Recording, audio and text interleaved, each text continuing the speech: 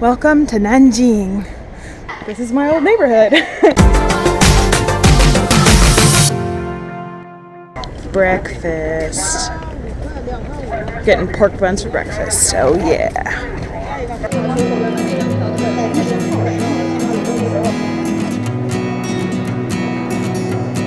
Long line, totally worth it. I need coffee. Boarding our train. Got McDonald's and Starbucks. Two pride and joys of America.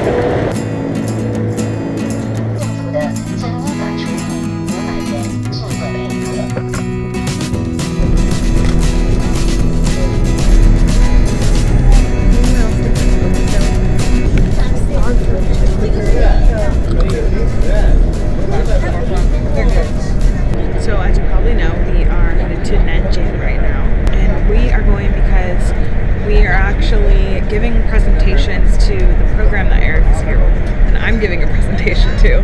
So hopefully we have a lot more people joining the Fearless fam after I give my presentation, because I'm gonna give my YouTube link, so that should be really fun. Basically what's gonna happen is we're gonna arrive in Nanjing, in the South Railway Station, take the subway to Nanjing University, go to the office where the program is, and then I'm not exactly sure what time the presentation starts. It's all pretty loose. Like, this is kind of how things work here. It's the way it is. Starts at 6. Oh, never mind. Starts at 6. I'm just not in the loop. So we arrive around like 3, and the presentation's at 6.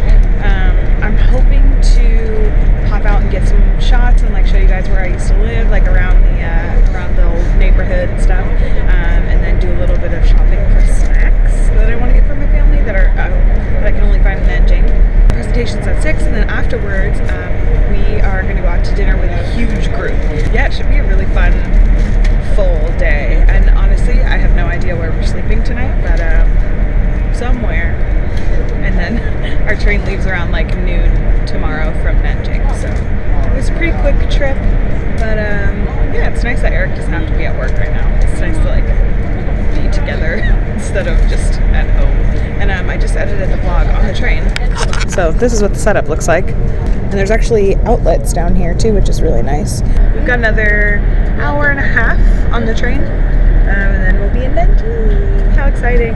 If you are from Nanjing, I know there's a couple of you, comment down below and let me know like where your favorite spot is in Nanjing, because I'm going to make a video of my favorite spots in that city very soon. In case you've ever wondered, this is what the bathroom in a Chinese train looks like. Toilet, fake wood paneling, mirror, soap, tissues, non-existent tissues, bring your own toilet paper, sink, wastebasket, don't smoke, another mirror. One thing that is nice on trains too, okay, I decided to get some food.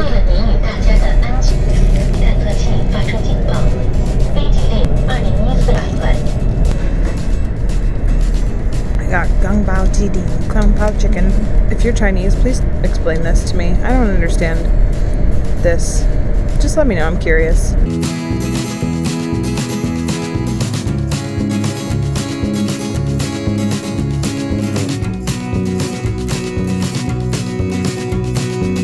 Pretty sure we're almost there. It actually went by really fast. This train ride's about 3 hours, 45 minutes long on a fast train, the G train. The one thing you cannot talk crap on about China is their train system. The train system is so good.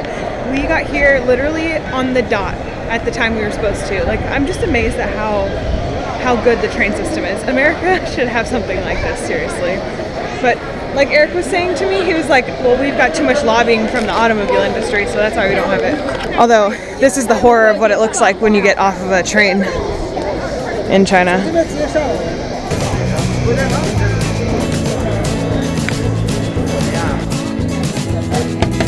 You gotta make sure that you keep your train ticket, because in order to get out of here, you have to insert it, and then it pops back out, and then you're stuck with it. We're in Nanjing. We just got to get on the subway, and then we're going to get off at Gulo Station. I totally forgot that in Nanjing, they use subway tokens instead of like the cards that you get in like Shanghai or Beijing. It's like, if you buy like one-time ticket for subway, it's a token. It's so weird. Welcome to Nanjing. This is Zifeng Tower. It's pretty huge. We made it! Right now we're headed to the hotel. It's a little bit of a walk. I'm gonna try to upload the vlog there. We'll see. It's much warmer here than in Beijing. I'm like peeling my layers off. I'm like, now this sweater is like way too hot. I think it's like, I don't know, 64? That's my best guess. Oh my gosh, I don't know. It feels like it's like in the like low to mid 60s. Crazy. So much different, like 30 degrees different than Beijing. My favorite thing about Nanjing, hands down, all the greenery. There's so many trees, so much greenery here. We came here in mid-February, and so we caught the entire spring season while we lived here, and it was really beautiful. Really bad for my allergies, but beautiful. We lived at this hotel for like 3 or 4 days when we first got to Nanjing. Super like over-the-top nice Jingli Hotel. So I am technically on the Nanjing University campus right now, even though it doesn't look like a college campus. There's like a bar behind me. But the building behind me now is the one I used to teach my class in, and it's where Eric's program is. It's like the International Students Building. So I'm pretty familiar with this area.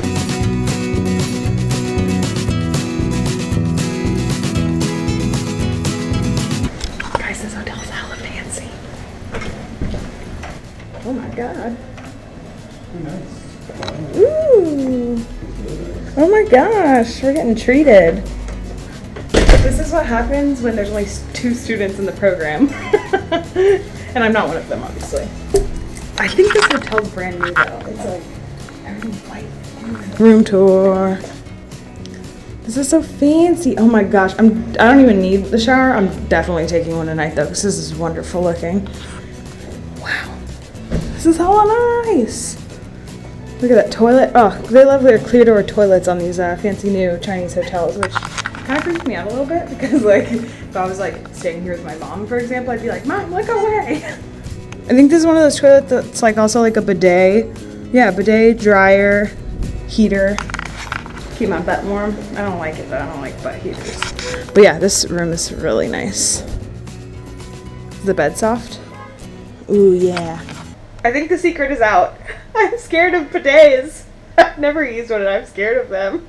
How ridiculous is that? Our toilet has too many buttons on it and I'm literally scared because if you sit down, it starts making noise. It's scary. I'm so short on time all of a sudden. Lots of reasons, but we're going out right now. Let's go. I'm gonna go explore Nanjing and I want to show you guys some of my old favorite places. Like my old favorite local places. I can walk fast. So I only have 30 minutes to walk around my old stomping grounds and show you guys where I used to go in Nanjing.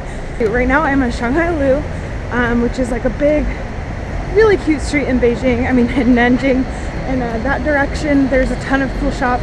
It's really expat friendly, and the closest subway stop to where I used to live is, here I'm gonna run. The closest subway stop next to where I used to live used to be Gulo, but apparently, oh, it's still not open, I don't think, but this one, Yunanlu, that is the new subway stop. It's apparently on line 4. I didn't even know there was a line 4. Yeah, Nanjing is growing like crazy. It's a really cool city. I do like it here a lot. Oh my god, I'm out of breath. I'll talk to you guys in a second. I think one of my least favorite things about Nanjing has to be the amount of staring. I mean, it's so much more than in Beijing. And this was my first ever experience in China, so it was like really, really frustrating when I first moved here. And now I'm just like, really? If we ever needed any kind of like Western grocery supplies, we went to Times Grocery. Really, really overpriced. Okay, so Shanghai Lu turns into Yunnan Lu. And then if you take a right on Xiqiao, so you go east on Xiqiao. This is how I used to walk home. So you take a right, and you're on this like alleyway, and then all of a sudden, it's much quieter. Guys, China is so much better about public toilets than the US. How many fruit stands there are here. So now you take a left. Oh, I just confused her. And this is kind of my old neighborhood. Then you take a right. You just like loudly sighed at me. And then the craziest part is how clear Zifeng Tower looks from here. The great thing about having that tower is that I used it to orient myself. So if I ever felt like I was lost in Nanjing, if I could see that tower, I could find my way back home. That's my old hardware store. So yeah, you basically just wander through these alleyways. Wow, I really don't miss living here, honestly, because I never felt like I fit in. People stare at me. This is the old market where I used to buy water, like any last minute grocery supplies, right next to like a play area. And those freaking kids' toys used to drive me up the wall. Do you see the apartment up there with the number on it? That's our old apartment. Those are like the vents coming out of our apartment. That's really funny. But yeah, what I was saying is I never really loved living in this neighborhood because it's very, very, very local, like all Chinese people. And the issue is that no matter what I did, no matter how long I was here, I was never local. So I just never felt at home here, really. But I feel much more like confident now. Okay, so then you can take a right on this random street. I don't know any of these street names. And this is my old hood. It's like Apartment City Central. This is where I got my first taste of China.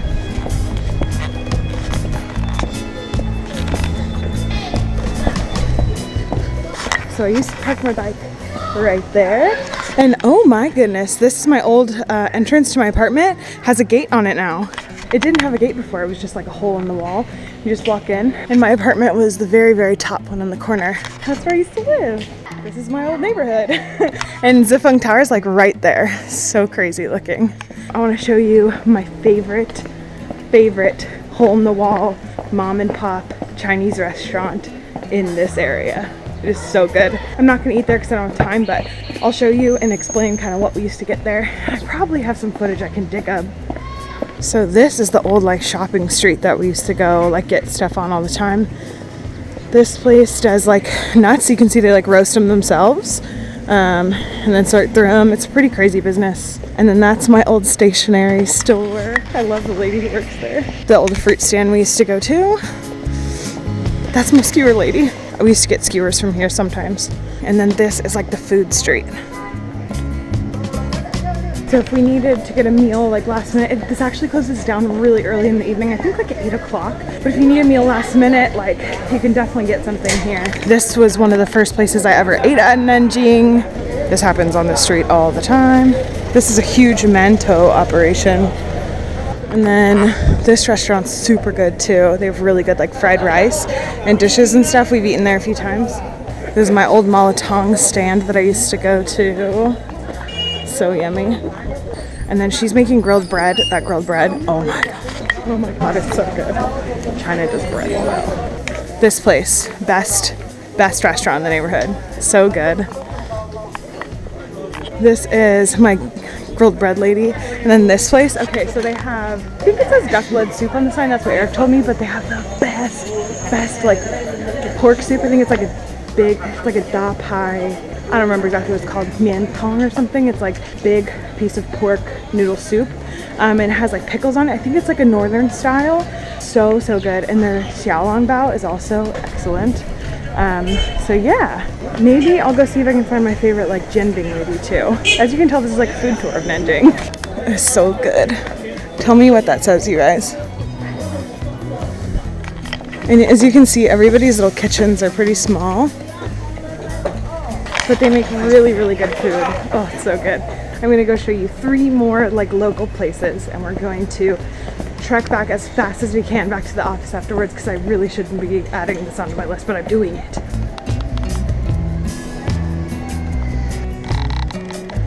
So this is my old bike repair guy, and I swear he's like the best bike repair guy in all of Nanjing. He's so fast. We actually ended up selling our bikes back to him and getting not a bad deal on them. Eric actually had a really good time negotiating with him. But yeah, he's really good. Okay, this place also does super good lunch. They have a huge line outside every day for lunch. You get a huge plate, they pile on the rice, and then you point to like 3 dishes, and it's ridiculously filling. If I'm wrong, I'll correct myself, but I'm pretty sure this is Yunanlu. It's all these pretty trees, one of my favorite streets. Okay, so there's a place back there called Cloud Cafe Snack Bar. I mean, that's what we used to call it. It is basically, if you don't speak Chinese, that is your go-to place for Chinese food here. You just walk in, point to what you want. They put it on a tray for you. There's like a big community pot of rice. You can eat as much rice as you want. It's not very expensive, and you don't need to speak a word of Chinese to make it work. So that was like the only place I knew how to go by myself here in Nanjing when we got here. And now I'm going to quickly and very awkwardly show you my favorite jianbing lady. Yeah, I do have a longer video clip of her actually making jianbing, but her jianbing cow roe, oh my god, best jianbing I've ever had in China. Right here. This stand, the red, the yellow letters. Best jianbing. So good. Oucher. I'm going to head to the office now. Hopefully I remember this like weird little back way that I can get there. No, I'm just gonna go around. But yeah, I'll talk to you soon. I gotta hurry. I'm about to speak to this group of people. This is like a huge operation. When Eric was in this program, there was like 2 people. Now there's like 46 or something crazy. So I'm at Brussels in Nanjing, which is the place we used to go to all the time. And there's a cat. It's using my hat as a pillow, and my scarf as a blanket. I think they I love it.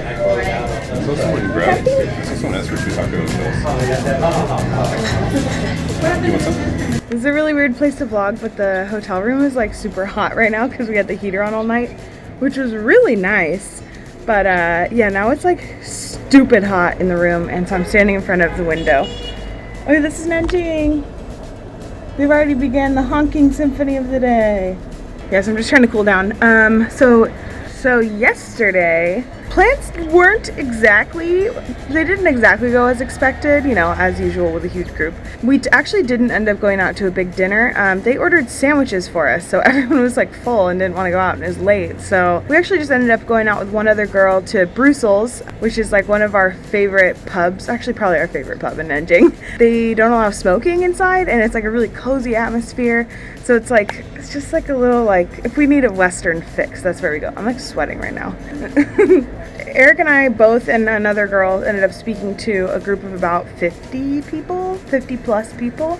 A little bit nerve-wracking because most of them speak Chinese, and obviously like my experience is very different because I don't speak Chinese. But there was one other like wife there, which was really like, it was super nice to talk to her, so that was really fun. Hopefully we get more people joining the Fearless fam because I shared the YouTube link. And then we ate some junk food and watched TV in bed, and it was a great night. This hotel is so comfy. Like the bed's really comfy and soft, and the heater, like the room is really small, so any temperature change like happens really quick. And the shower is huge. The toilet still scares me a little, I'm not gonna lie. I'm still a little freaked out by that toilet. There's too many buttons. So thanks for watching today, and I will see you tomorrow. Okay, bye.